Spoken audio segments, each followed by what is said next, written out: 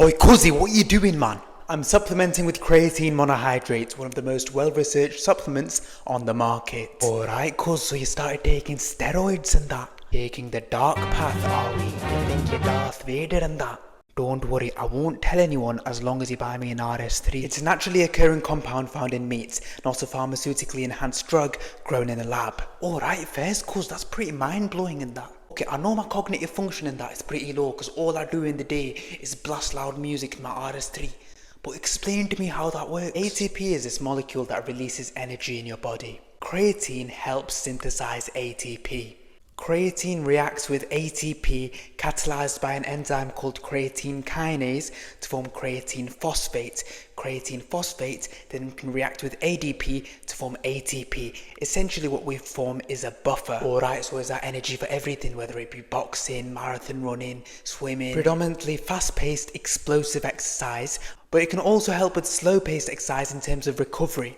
When creatine is ingested with carbohydrates, it's proven to increase the glycogen levels in your muscles. And in aging populations, it actually helps with the production of glycogen because it slows down the decline of GLUT4 transporter proteins, which are responsible for taking in glucose from out of the cell to inside the cell. And when it's inside the cell, it gets converted to glycogen. Alright, cuzzy, is there any other benefits? That's mad, by the way. I'm going to start hopping on this supplement, but how much should I take? So there's growing research to exemplify the link between creatine and cognitive function. Creatine increases brain phosphocreatine levels by 5 to 15%. In one study in which 8 grams of creatine was supplemented each day for 5 days, it increased oxygen utilization in the brain and helped reduce mental fatigue in people performing repetitive mathematical calculations. You know what I do to increase my oxygen utilization?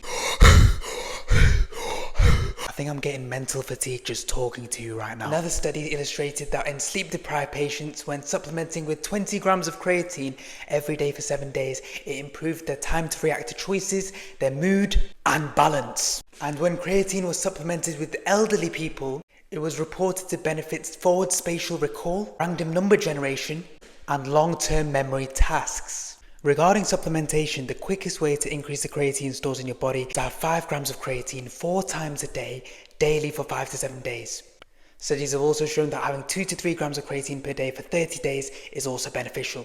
Many people do a loading phase where they have 20 to 30 grams of creatine per day for a couple of days and then go down to 5 grams per day. Or you could just start off at 5 grams per day, whichever suits you.